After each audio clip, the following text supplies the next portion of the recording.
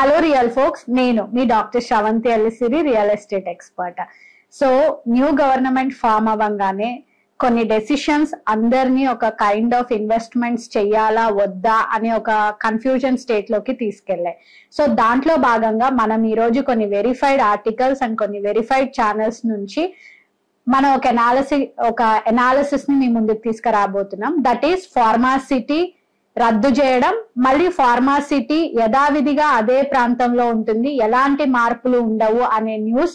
మళ్ళీ again what is this kind of a decision అనే దాని మీద బయర్స్ కానీ బిల్డర్స్ కానీ అక్కడ రియల్ ఎస్టేట్ చేస్తున్న రియాలిటర్స్ కానీ ఒక కైండ్ ఆఫ్ సందిగ్ధ పరిస్థితుల్లోకి వెళ్ళారు.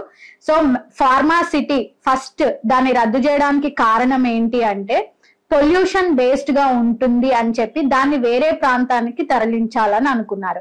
కానీ ల్యాండ్ ఎక్విజిషన్ యాక్ట్ 2013 ప్రకారం ఏదైనా ఒక ల్యాండ్ ఒక దానికి అలొకేట్ చేసి ఉంటే మళ్ళీ మనం అది అందుకు పనికిరాదు అని ప్రూవ్ చేస్తే తప్పిస్తే దాన్ని మనం షిఫ్ట్ చేయడానికి ఉండదు.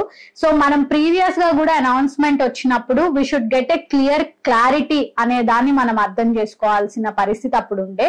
బట్ అందరూ ఏంటంటే ఇది పూర్తిగా క్యాన్సిల్ అయిపోతుంది అని చెప్పి ఎవరైతే అక్కడ ప్లాట్స్ మీద ఇన్వెస్ట్ చేశారో వాళ్ళందరూ కూడా అసలు ప్లాట్ ప్రైజెస్ పడిపోతాయి, అసలు real estate in Srisailam highway based on pharma city complete గా డౌన్ అయిపోయింది అని అనుకున్నారు.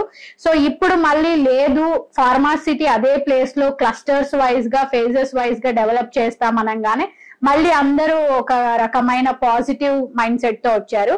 సో ఇది ఫార్మాసిటీ అనే కాదండి, ప్రీవియస్ గవర్నమెంట్స్ ఏదైనా ఒక ప్రాజెక్ట్ ని టేకప్ చేసి పలానా దానికోసం ల్యాండ్ అలొకేట్ చేసి ఉంటే మాత్రం వాటిని మార్చాలి అంటే 100% లీగల్ ప్రొసీజర్స్ తో పాటు యాక్ట్స్ కూడా కొన్ని ఫాలో అవుతారు కాబట్టి ఆ డెసిషన్ ని మళ్ళీ వాళ్ళు వెనక్కి తీసుకోవడం జరిగింది.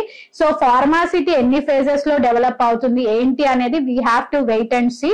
అండ్ యాజ్ మెన్షన్ అక్కడ ఇన్వెస్ట్ చేసిన ప్లాట్ ఇన్వెస్టర్స్ అందరు కూడా ఇప్పుడు ఒక స్టెబిలిటీలోకి వచ్చి ఉంటారు. సో మీరు అందరూ పానిక్ అవ్వకుండా జస్ట్ ఇంకొంత టైం పీరియడ్ వేచి చూడండి. డెఫినెట్ గా మీరు కొత్త బయ్యర్స్ కి కూడా చెప్పే సలహా ఏంటంటే మీరు ఏదైనా ప్రపోజ్డ్ ప్లాట్ అక్కడ తీసుకోవాలనుకుంటున్నా సరే దాన్ని బేస్ చేసుకొని ఫార్మాసిటీని బేస్ చేసుకొని ఇన్వెస్ట్మెంట్ చేసేలాగుంటే మాత్రం ప్రైజెస్ అనేవి ఒక్కసారి చూసి మీరు తీసుకోండి. Less than 25,000 rupees per square yard లో ఇన్వెస్ట్ చేయడానికి ట్రై చేయండి. సో దట్ మీకు లాంగ్ టర్మ్ ఇన్వెస్ట్మెంట్ కి హెల్ప్ అవుతుంది.